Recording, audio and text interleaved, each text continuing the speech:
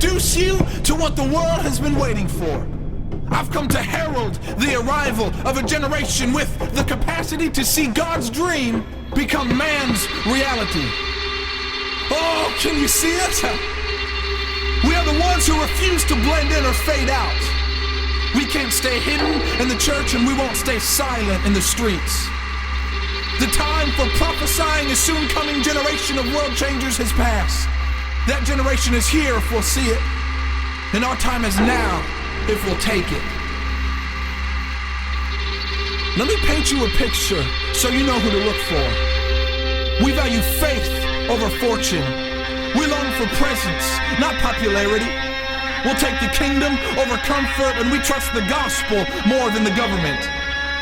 There is something in our DNA that can't accept the status quo, business as usual, things as they are.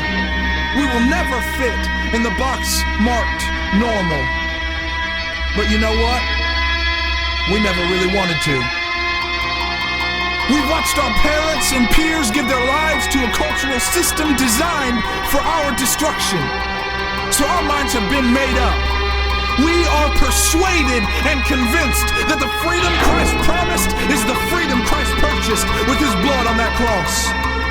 So that cycle of broken people breaking people, it ends with us. With suicide, depression, sexual dysfunction, and substance addiction beckoning and threatening the destiny inside us that cries to be realized, we say no to moral degeneration.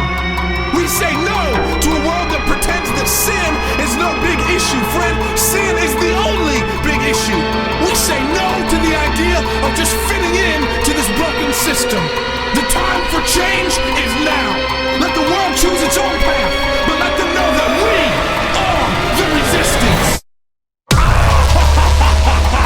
Let history show that there was a mighty generation that arose from the ashes of religion, from the broken cycle of humanism and cultural irrelevance, to take their place, seated and established as the new standard of righteousness in a culture that mocks purity.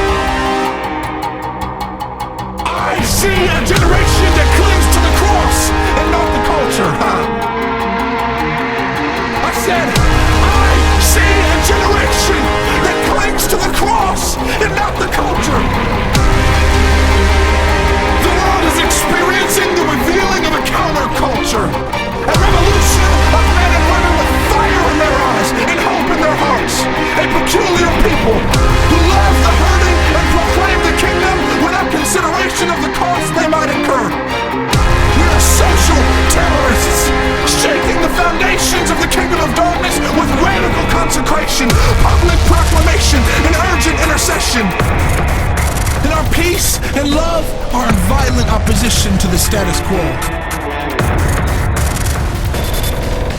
We should not, cannot, will not live another day in complacency.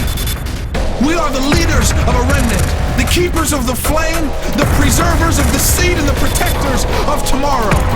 Heaven and earth together cry out for the manifesting of the sons of Yahweh.